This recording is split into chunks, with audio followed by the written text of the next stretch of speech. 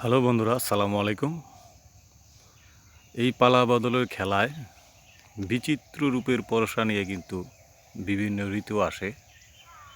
সেই ঋতুর মধ্যে একটি ঋতু হচ্ছে শীতকাল। এখন কিন্তু বন্ধুরা বর্তমানে আদর্শ শীতের মাঝামাঝি সময়। এই শীতের মধ্যে কিন্তু পিঠা খাওয়ার ধুম পড়ে যায়।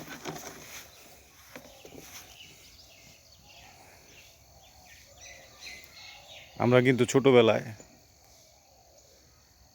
নানা নানির বাড়িতে ছোটোবেলায় স্কুল ছুটি দিলে কিন্তু পিঠা খাওয়ার জন্যে চলে যেতাম। এখনও বাচ্চারা যায়, কিন্তু সেই আগের মতো বিভিন্ন ধরনের পিঠা কিন্তু মানুষ কিন্তু বানাতে ভুলেই গিয়েছে। শীতের সৌন্দর্য কিন্তু বন্ধুরা প্রচুর উপভোগ করার মতো।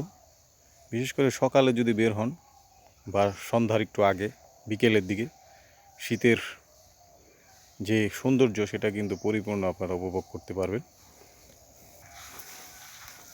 এখন কিন্তু বন্ধুরা শীতের মাঝামাঝি সময়ে, এই মাঝামাঝি সময়টায় কিন্তু গাছের পাতাগুলো কিন্তু ঝরে পড়ে যায়।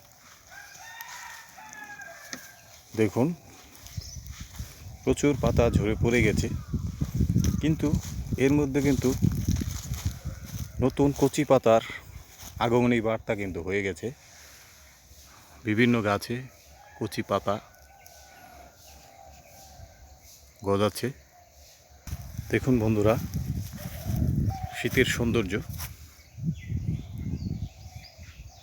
হলুদ সর্ষে ক্ষেত, তার আগেই সবুজের প্রান্তর এবং ছোট ছোট কিছু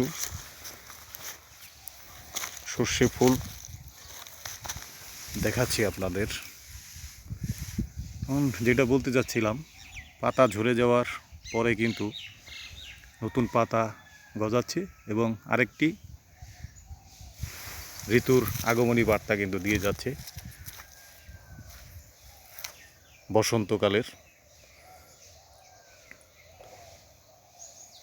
আম গাছে, জাম গাছে, লিচু গাছে, বিভিন্ন গাছে কিন্তু ফুল আসতে শুরু করেছে বন্ধুরা। কারণ এতেই কিন্তু প্রকৃতি জানানো দেয়, প্রকৃতি কিন্তু অসম্ভব সুন্দর। একটির পর একটি তার রূপ আমাদের দেখিয়ে যাবে। কিন্তু বন্ধুরা, আমরা কিন্তু এই প্রকৃতিকেই ধ্বংস করি। আমরা আমাদের গাছপালা কেটে ফেলি, সেই তুলনায় কিন্তু আমরা ওই পরিমাণ গাছ লাগাই না। তা আসুন প্রকৃতিকে রক্ষা করি, গাছ লাগাই। একটি গাছ কাটলে অবশ্যই জানি দুটি গাছ আমরা রোপণ করি, সেই আশায় আপনাদের মাঝে প্রত্যাশা করলাম এবং প্রকৃতিকে আমরা রক্ষা করি। ঠিক আছে বন্ধুরা, সবাই ভালো থাকবেন, সুস্থ থাকবেন। আল্লাহ হাফেজ।